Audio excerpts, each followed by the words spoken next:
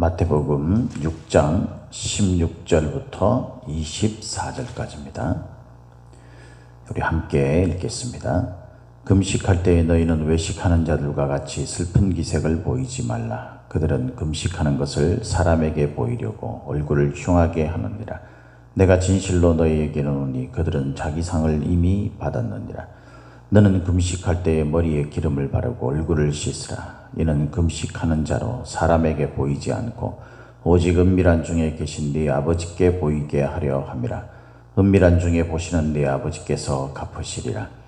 너희를 위하여 보물을 땅에 쌓아두지 말라. 거기는 좀과 동록이 해하며 도둑이 구멍을 뚫고 도둑질하느니라. 오직 너희를 위하여 보물을 하늘에 쌓아두라. 거기는 좀이나 등록이 해하지 못하며 도둑이 구멍을 뚫지도 못하고 도둑질도 못하느니라. 네 보물이 있는 그곳에는 네 마음도 있느니라. 눈은 몸의 등불이니 그러므로 내 눈이 성하면 온몸이 밝을 것이요 눈이 나쁘면 온몸이 어두울 것이니 그러므로 네게 있는 빛이 어두우면 그 어둠이 얼마나 더하겠느냐. 한 사람이 두 주인을 섬기지 못할 것이나 혹 이를 미워하고 저를 사랑하거나 혹 이를 중히 여기고 저를 경히 여김이라. 너희가 하나님과 재물을 겸하여 숨기지 못하느니라. 아멘. 오늘도 저와 여러분에게 하나님의 함께 하시는 충만하신 은혜가 임하기를 예수님의 이름으로 축복합니다. 오늘 우리가 읽은 이 말씀을 가지고 무엇을 기뻐하길 원하는가 라는 제목으로 함께 말씀을 나누겠습니다. 무엇을 기뻐하길 원하는가. 성도들의 삶은 기쁨이 있는 삶이라고 분명히 말씀했습니다. 그죠? 그리고 우리도 신앙의 어떤 그런 성경에서 말하는 이런 걸 떠나서 기쁨을 원합니다.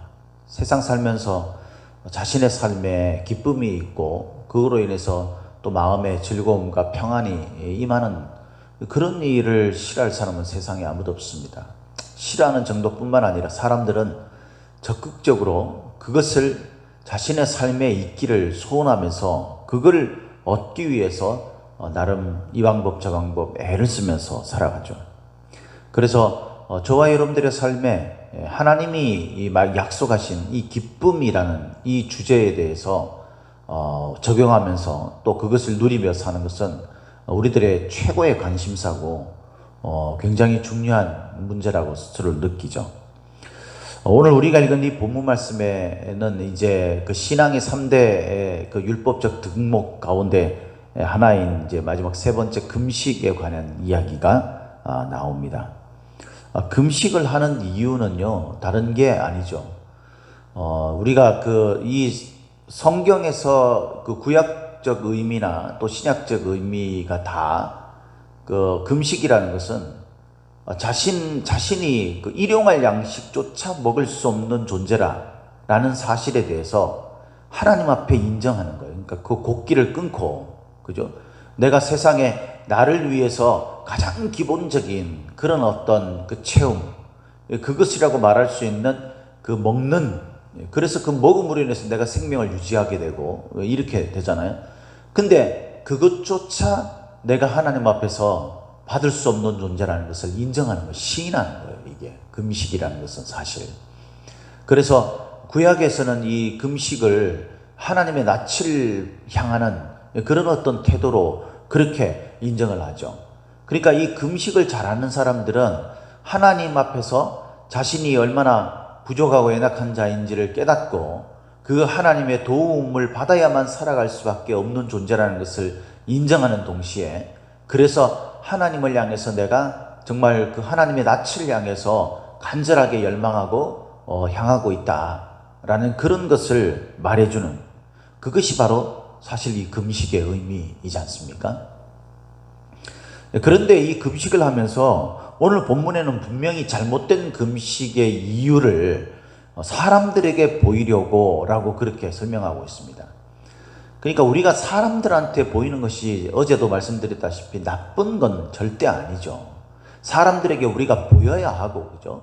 예수님께서도 그 불을 등잔을 이 등경 위에 둬서 사람들로 하여금 그것을 보고 그렇게 영향을 끼쳐서 하나님께 영광을 돌리게 해라 라고 분명히 말했기 때문에 우리가 나는 사람들의 시선을 의식하지 않고 그냥 내가 할 말을 하고 뭐 내가 하고 싶은 대로 하고, 그것은 분명히 하나님이 원하시는 삶이 아니에요.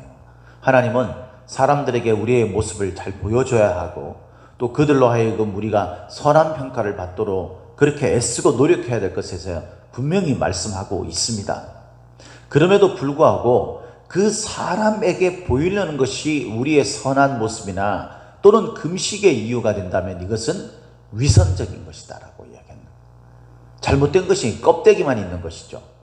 믿음이라는 알맹이가 빠진 것이기 때문에 결국 그것은 믿음이 없는 것에 불신앙에 기인한 것이라고 말할 수 있습니다. 오늘 본문에서는 이 금식의 가장 금식 당시에 금식을 하는 사람들 중에 가장 대표주자라고 할 수 있는 바리새인들, 이런 사람들이 외식하면서 이 금식하며 자기를 자랑하는 그런 모습을 이야기를 하고 있습니다. 이들의 이유는 오직 한 가지밖에 없어요. 하나님의 낯을 향해야 되는데 사람들을 향하고 있는 거죠. 그래서 사람들에게 잘 보이려고 얼굴을 흉하게 해서 내가 지금 금식하고 있다라는 것을 막 사람들에게 알려야 한다라는 거예요. 그런데 예수님께서는 분명히 이야기를 하죠. 금식할 때 머리에 기름을 바르고 얼굴을 씻으라. 그러니까 잘 단장을 해라. 누가 너를 보더라도 네가 금식하고 있는지조차 모르게 그렇게 하라 라고 이야기합니다. 이 말의 참 뜻은요, 18절에서 말하는 거잖아요. 금식하는 자로 사람에게 보이지 않고 오직 은밀한 중에 계신 네 아버지께 보이게 하려 함이라. 은밀한 중에 보시는 네 아버지께서 갚으시리라. 어제 주일 예배 때도 말씀드렸지만 그 바로 위에 나오는 그 말씀의 단원을 가지고 이야기를 나눴었죠. 그때도 말씀을 드렸지만요, 이 하나님과 나와의 관계가 아버지와 자녀와의 관계이지 않습니까? 아버지는 자녀에 대해서 지대한 관심을 가지고 있고, 특히 살아계신 우리 하나님 아버지는 전능하셔서 천지 만물을 다스려야 합니다. 천지 만물을 올바르게 공의롭게 잘 다스리려면 보지 못하는 곳이 없어야 되는 거죠. 그러니까 하나님은 모든 것을 볼 수 있는 분이어야 합니다. 거기다가 우리에게 지대한 관심을 가지고 있는 우리의 아버지시라면 우리의 일거수일투족, 심지어는 우리의 마음과 은밀한 중에 내가 가지는 그 모든 생각까지 하나님은 이미 보고 계시다라는 것이죠. 이것이 믿음 아닙니까? 그 앞에서 우리가 어떻게 죄악 가운데 있고 그 앞에서 우리가 어떻게 자기중심적이고 자기를 돋보이게 하는 그런 삶을 살 수 있겠습니까? 그러니까 이것은 그것을 애초에 생각하지 않거나 믿지 않기 때문이라는 거예요. 하나님은 나의 모든 것을 보고 계시는 분이세요. 그렇기 때문에 그 하나님이 나를 보고 계시다는 것을 상징하는 게 뭐냐면 사람들에게 보일 필요가 없는 거죠. 하나님이 나를 보고 계시면 하나님이 나를 인정하시면 되는 문제니까. 이것은요, 우리가 잘 단장을 해가지고 그걸 일부러 숨기라는 말이 절대 아니죠. 사람들의 시선을 내가 신앙적으로 잘 살고 있다라는, 내가 뭔가를 잘하고 있다라는 것을 일부러 편하게 그렇게 할 필요가 없다라는 거예요. 그걸 일부러 감출 필요도 없지만 우리가 자연스럽게 하나님을 의식하고 사는 삶이라면 그것이 금식이든 구제하는 삶이든 기도하는 것이든 하나님은 이미 알고 계시고 그로 인해서 우리가 자연스러운 우리 삶의 모습이기 때문에 사람들도 결국은 알게 되는 것입니다. 그래서 하나님께 영광을 돌리게 되는 것이죠. 그래서 금식하는 가장 중요한 이유는 하나님의 낯을 향하는 거예요. 하나님의 낯을 향하는 거예요. 저와 여러분들은 사람들 사이에서 사람들이 주는 것으로 이 세상의 삶 속에서 이 세상이 주는 것으로 기쁨을 얻으려고 한다라는 거예요.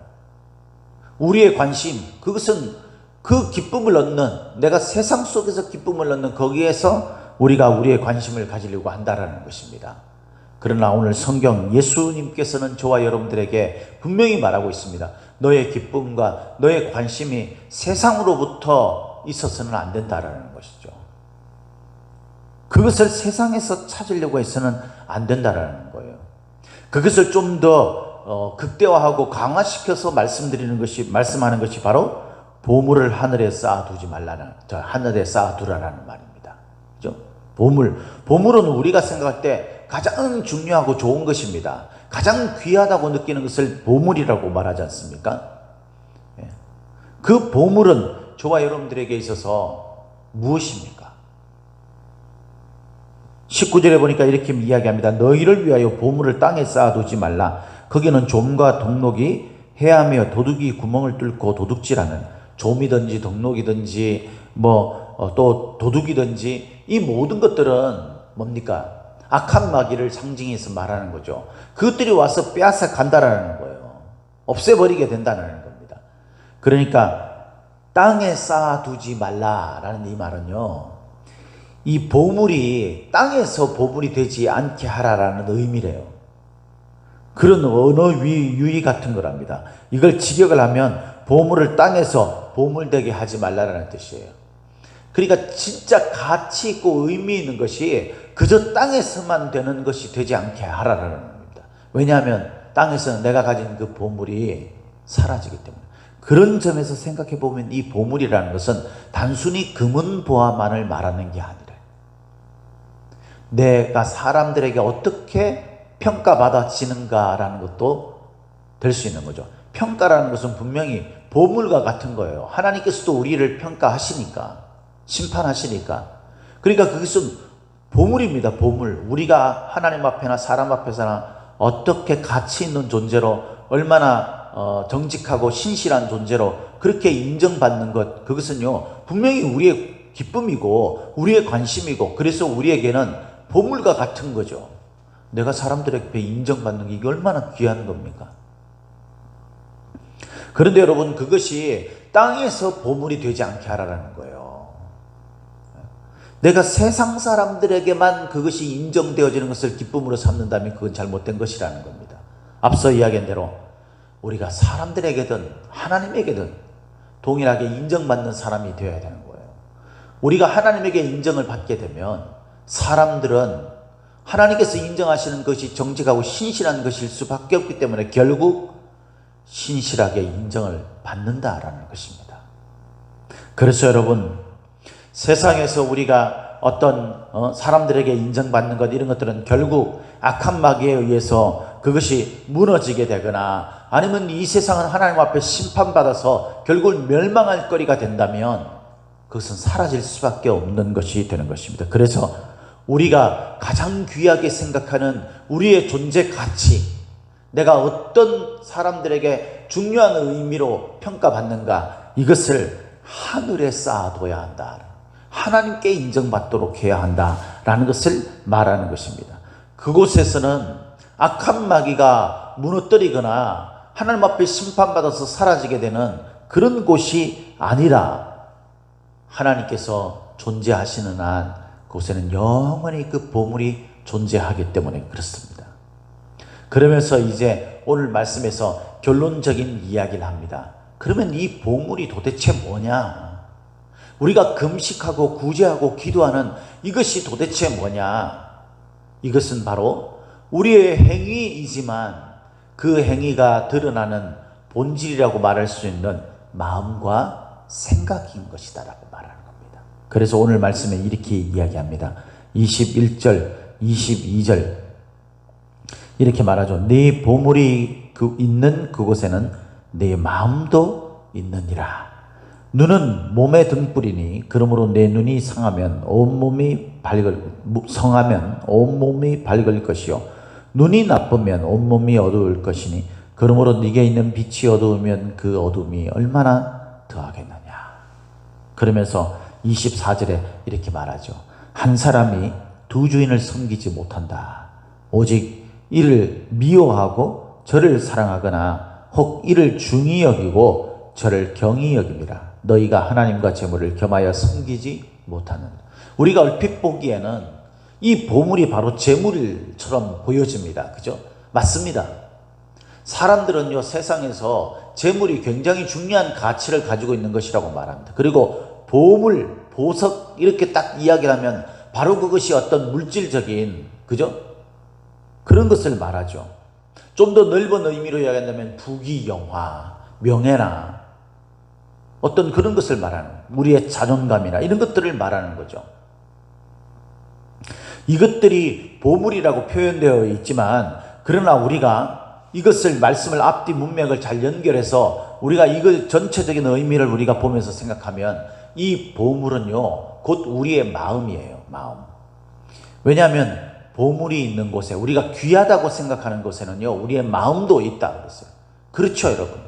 여러분들이 정말 중요하다고 생각하는 것이 있다면 그것에 우리가 집중을 할 수밖에 없잖아요. 정말 여러분들에게 기쁨을 주고 여러분들이 진짜 내가 관심 있는 거다라고 생각하면 여러분 우리가 한눈 팔겠습니까? 그럴 수가 없죠. 네? 학생들이 공부하기가 굉장히 싫어합니다. 그죠? 그래서 수업 시간이나 이럴 때 선생님이 말을 해도 자꾸만 졸음이 오고 막 그러면서 뭐 일순간 그런 부분들이 있을 수도 있겠죠. 그러나 여러분, 정말 그 선생님이 말하는 것이 내가 기쁨이고 막 관심거리고 나에게 있어서 너무나 귀하다고 생각되는 것이 있다면 여러분, 우리가 한눈을 팔고 딴짓을 하고 그렇게 할 수 있겠어요 여러분?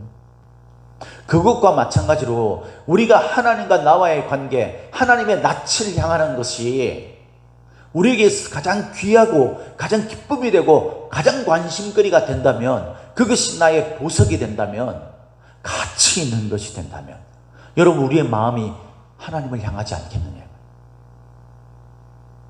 한눈 팔고 우리가 딴짓을 할 수 있겠습니까?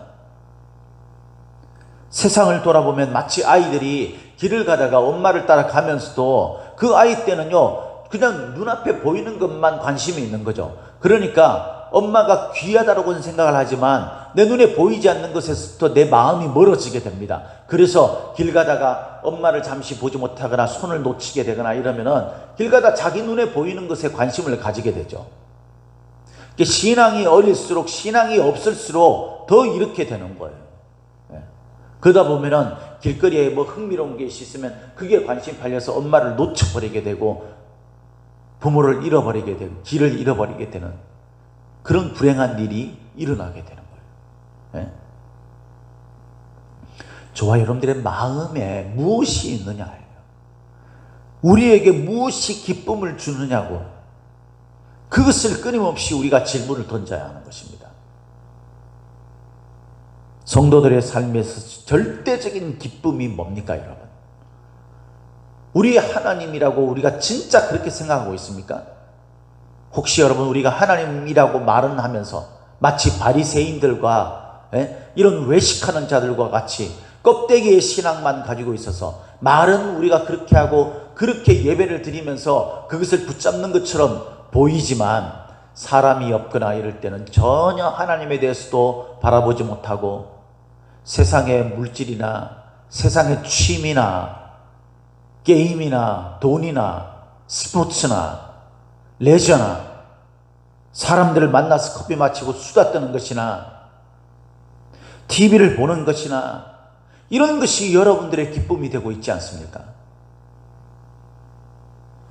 우리의 보화가 무엇입니까? 내 마음속에 있는 진짜 보물이 무엇입니까?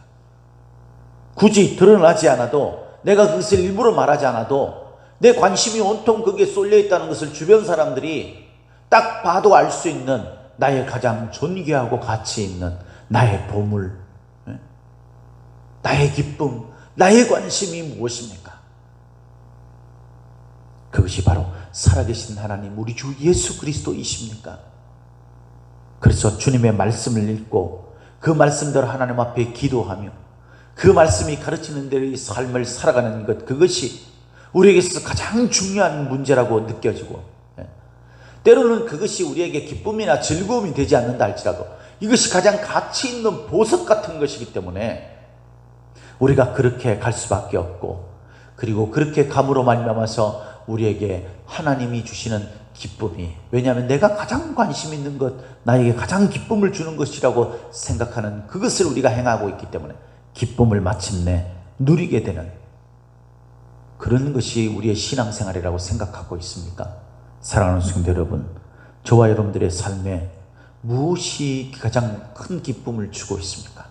하나님과의 관계가 하나님을 향하는 우리의 삶이, 하나님 존재가 저와 여러분들에게 가장 기쁨을 주고, 그래서 우리의 지대한 관심이며 우리 삶의 가장 중요한 보석이라는 사실을 우리 마음속에 깊이 깨달음으로 말미암아서 오늘도 주님 안에서 기쁨을 누리고 주님이 주시는 그 기쁨으로 우리가 세상을 힘있게 살아, 누가 봐도 나의 관심과 나의 즐거움과 기쁨이 저 사람은 하나님을 향하고 있구나 라고 느낄 수 있는 그런 우리의 관심이 주님을 향해 있는, 기쁨이 주님을 향해 있는 저와 여러분들이 되시기를 예수님의 이름으로 축복합니다. 축복합니다.